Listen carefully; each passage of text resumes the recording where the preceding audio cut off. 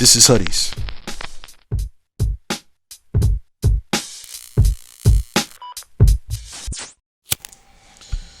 Alright, sound check's good. Everything's queued up. So, I think we're ready. Yeah, let's go ahead and do it, man. Let's do it. Yo. Welcome back to another dope session of Footies the Podcast. I'm the host of God Rashidi, coming at you live from the Skill Suite. Maybe not so live, but we coming at you, man. Word, let's put one in the air for Hoodies the Podcast. Word, man. Yo, it's good to be back, man. It's good to see y'all again. It's good to be back in front of the microphone. Happy born day to you if today is your born day today, man. Word, doesn't matter if you're fresh out the womb or you've been here a while. Salute to you. New life, more life, all that good stuff, man. Shout out to you if you got family whom you've lost recently. My heart goes out to you. Sorry for your loss. Shout out to you if you've got a family who's faring through, fighting sickness, or maybe they don't know what it is, or family just going through a thing, man. Shout out to you. I realize when people go through YouTube and these shorts and these podcast episodes and things of that nature, I get that people trying to kind of forget the things that stress them, and I hope I can help with that. But I'm hoping that I could also just speak to whatever it is you may be going through. My heart goes out to you. I get it, man. Word. Matter of fact, as I send y'all some good energy, send me some good energy, because I've got, a family, my mom's, who's going through a thing health-wise. You know what I'm saying? So send me some good energy. I send y'all some. Word? That's how it works anyway, so you already know. Anyway, along with people with family members who's passed on, people with family members who's going through a thing, I also want to give out a couple RIPs. I think Ozzy Osbourne just transitioned not too long ago. Every life is worth celebrating, right? I believe Hulk Hogan as well. Hulk Hogan, sure, we all grew up, watching WrestleMania, the WWF, Randy Macho Man Savage, Hulk Hogan, Leaping Lanny Popoff, all that stuff. So Hulk Hogan just recently passed away. Now Hulk Hogan, it's not looking so good in the eyes of, the general public, especially with black folk, right? Because I think some years ago, in regards to his daughter dating a black dude, I think he said something along the lines of, damn, why couldn't she gonna fuck with a nigga? Why not it be like a 6'9" nigga? What she say, like an 8 foot tall nigga who's rich or something like that? Something to that nature. So black folk ain't feeling no type of way about his passing. But rest in peace to those two people. But most importantly, well, not most importantly, but I suppose the one that hits home the most is the passing of Malcolm Jamal Warner. Now that one was heavy. I think I speak for a lot of young men, not all, of course, but I think I speak for a lot of young men who was watching the Cosby Show around that time. We likened ourselves after Theodore Huxtable, right? Yeah, we likened ourselves after him because there he was. Moms and pops doing well. First of all, his pops was there in the first place. He was who we kind of wanted to be. We looked at our neighborhood and saw the way it looked, and then saw his lifestyle and thought, damn, I wish I was Theo, or maybe in a lot of ways, the characteristics that Malcolm Jamal Warner displayed while he was playing Theo, maybe that that resonated with us some kind of way, and I'm sure the same thing if you were a little girl and you saw Rudy, if you were a girl and you saw Vanessa and Denise and Sandra, if you were a guy who's, dating you dating a woman who's got a strong knit family, then maybe you could identify with Elvin. Maybe you could identify as Heathcliff or Claire, or Cockroach, or just all of that, man. But yeah, man, that was a shock. I ain't even gonna front, man. Lil bro sent me the link to it, and it just kind of hit, just like I'm sure Hulk Hogan may hit for someone, Ozzy Osbourne could hit for someone else, Malcolm Jamal Warner, that got to me, man. I felt that. I ain't gonna front. I shedded a tear. Dead ass, man. Dead ass. It's amazing how sometimes you feel like you know people even though you've never met them. When really you just, I suppose the roles they played were iconic. You see them in their latter years doing well, dignified, presents well. Some black excellence, and yeah, man, that's definitely what Malcolm Jamal Warner displayed. He was musically inclined as well. He was a poet, and all those good things, as well as a decent actor. So I would like to give a moment of silence for Malcolm Jamal Warner.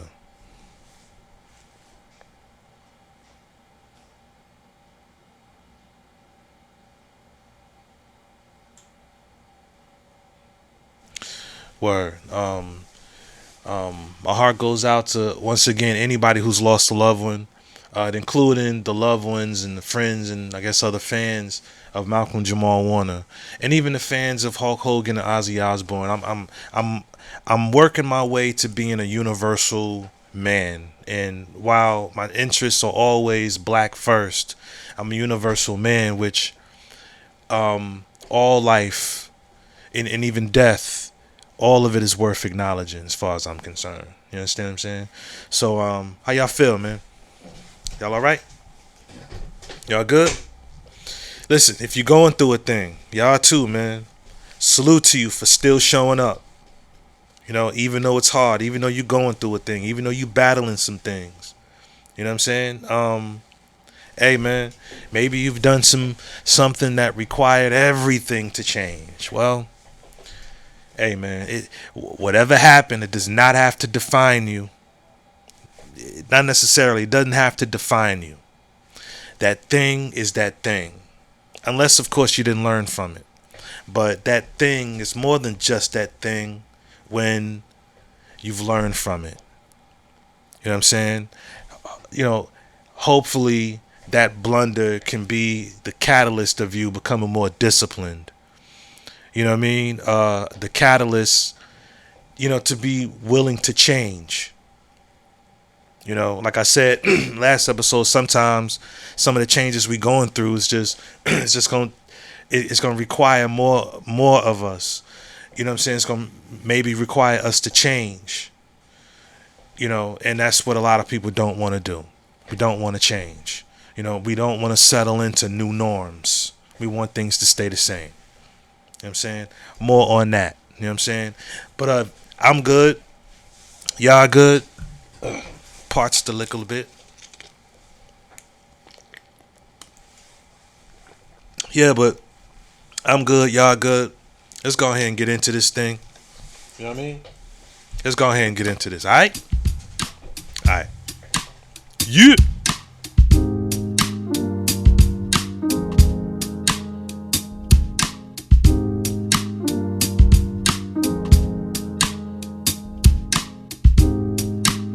Let's piece this together. So check it. Speaking of new norms, right? New norms.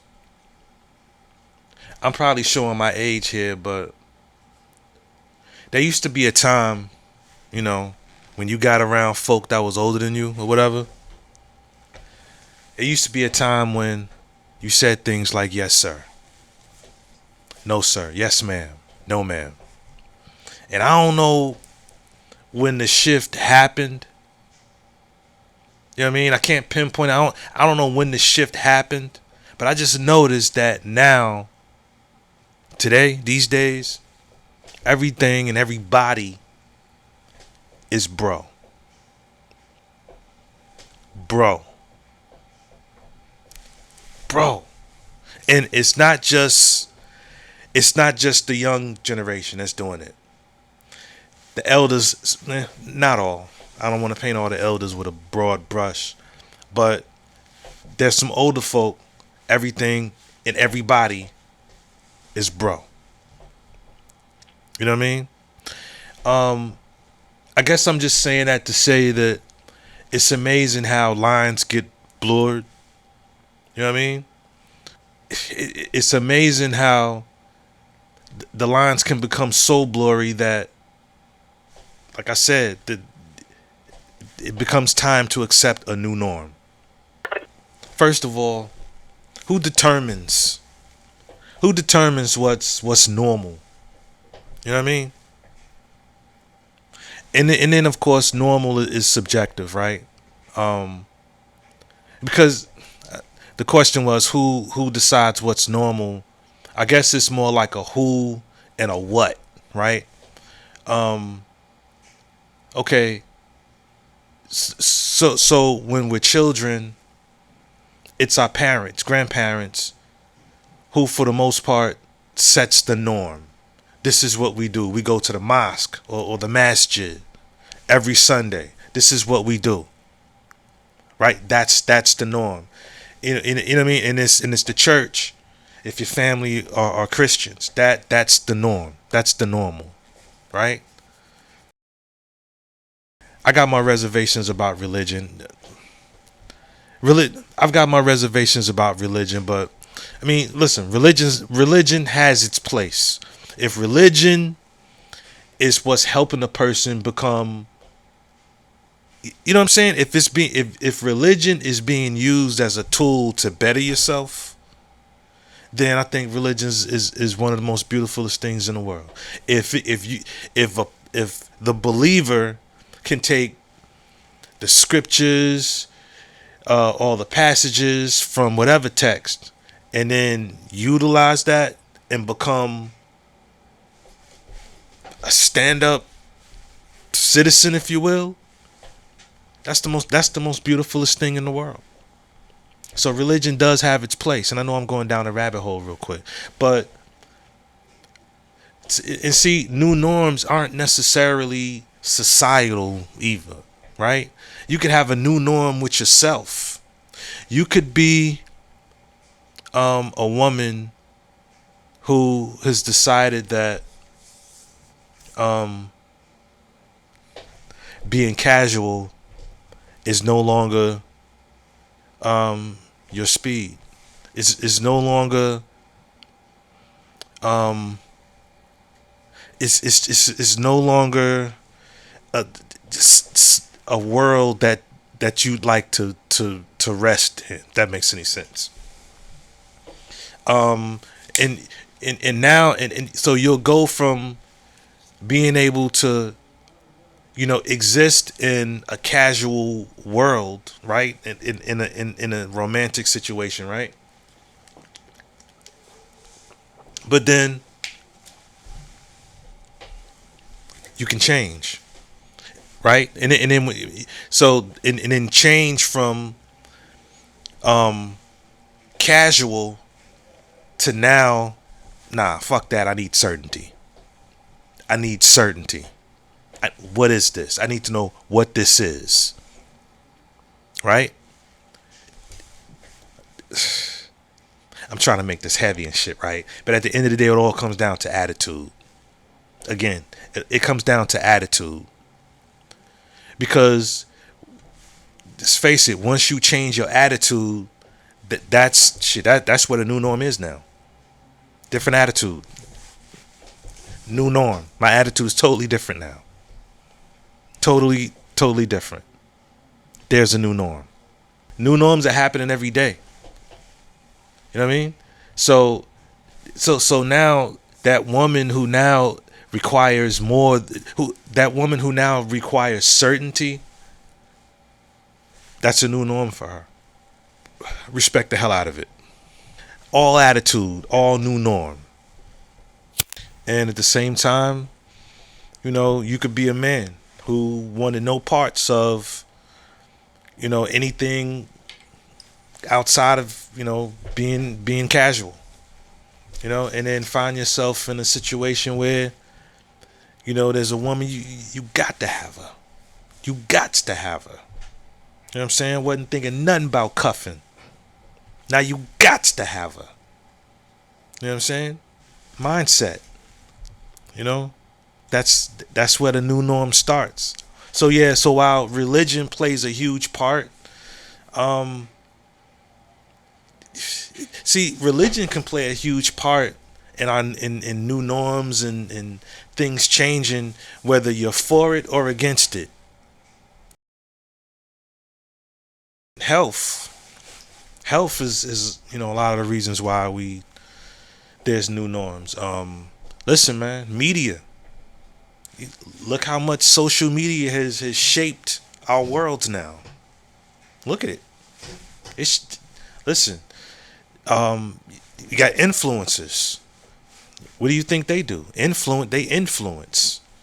You know. So as a result of that, normals are changing. For some people, normals are changing on a weekly basis. So it's a fine line. There's a fine line there, because you can find yourself settling into your pocket, settling into what works for you, and then you may or may not encounter, being left behind. Right? I guess we choose our normal.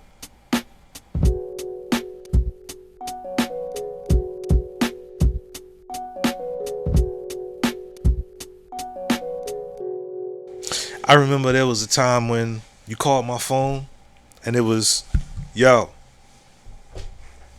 That's just how I answered my phone. You know what I mean?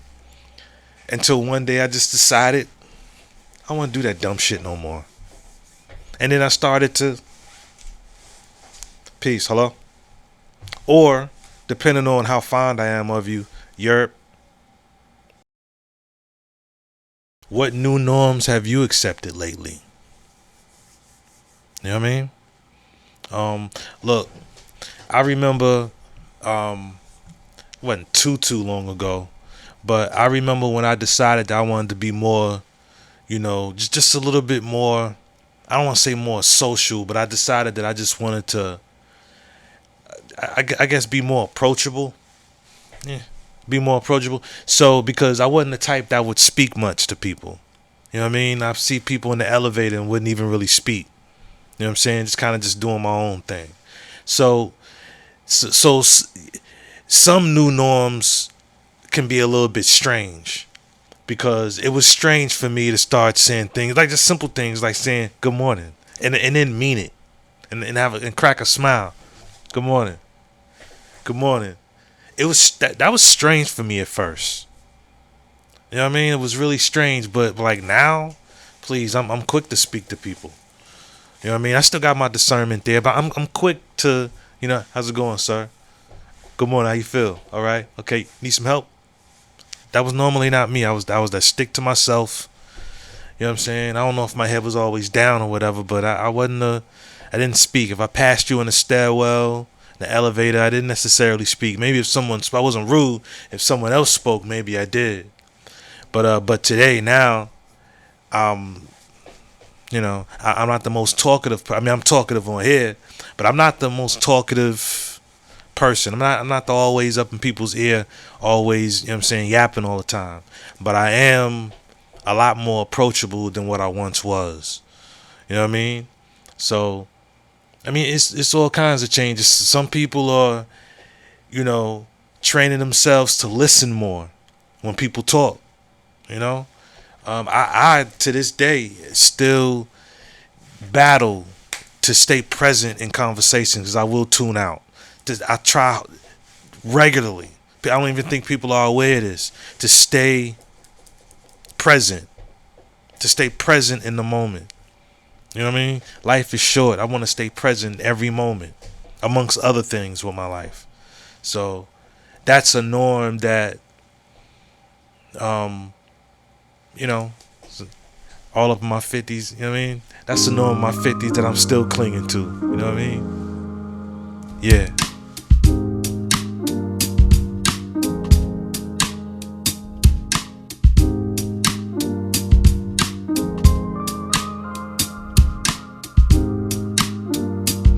So I ain't gonna keep y'all too long, but new normals they're not necessarily good. They're not even necessarily bad. That's up for you to determine. For some people, new normals they're just necessary. You know what I mean? And if change is required, I guess it's always necessary. You know what I mean? It's better to change and see things for what they are and go from there rather than to stay where you are and not accept change and see things for what it is. And then here it is. You know what I mean? So, yeah, that's my midweek trying to pull something and it just ain't there. I know when it is, it's just not there.